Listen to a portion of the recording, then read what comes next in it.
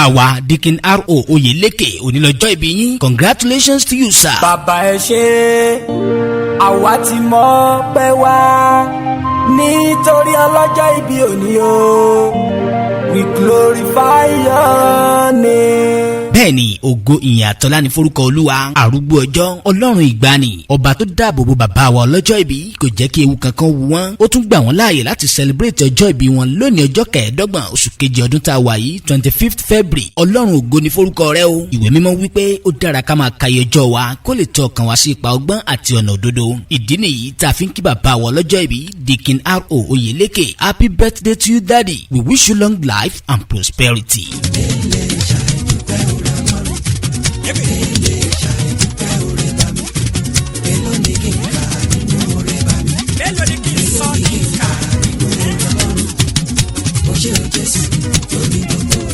Deacon R.O. Oyeleke orin Dáfídì orí kọkànléláàádọ́rùn ẹsẹ̀ kẹwàá wípé búburú kan kì yóò ṣubú lù ọ́ àrùn kárùn kan kì yóò súnmọ́ ilé rẹ̀ bẹ́ẹ̀ ṣe ń celebrate ọjọ́ ìbí yín lónìí ẹ ò ní fò ní ka ọjọ́ aburú o iṣu ọmọ máa jiná fún yín jẹ wọn ò ní fẹ́ lòmíì ṣe yín iṣẹ́ ìránṣẹ́ yín ò ní dòkú gbogbo àdáwọlé yín yóò máa yọrí sí rere ni ọdún kan ò ní dé ká má rọmọ obì lórí àtẹ bẹ́ẹ̀ ṣe ń sọdún ọdún ní pẹ̀lú ayọ̀ àtàláfíà ẹ ó túbọ̀ ṣe ọ̀pọ̀lọpọ̀ ọjọ́ ìbí nínú ìdùnnú pẹ̀lú ẹ̀mí gígùn àmín lórúkọ Jésù ní báyìí bàbá wa ọlọ́jọ́ ìbí Deacon R.O. Oyeleke ẹ jẹ́ n kí oríkì yín ní fẹ́rẹ́fẹ́ ẹ̀yin lọ́mọ ẹ̀dún àbọ̀n ọmọ anílélẹ́bàá ọ̀run ọmọ sàlúfẹ̀ akíkanjú ọdẹ tí gbàgbó kan rìn kéṣe àkótágìrì òkú tí ń pàǹjẹ̀nù láyò ìjà tó rẹ́dún àbọ̀n tó wò wọ́n bíntín ó di mímì wọlẹ̀ ẹ̀yin lọ́mọ àríkété dìmú ọmọ ẹ̀rù jẹ̀jẹ̀ nílẹ̀ oòdùà Deacon R.O. Oyeleke happy birthday to you and many more àṣeyí àṣàmọ́dún sẹ̀mí ìgbà ọdún kan ni àwọn ọmọ yín ló ń kí yín fún tọjọ́ ìbí.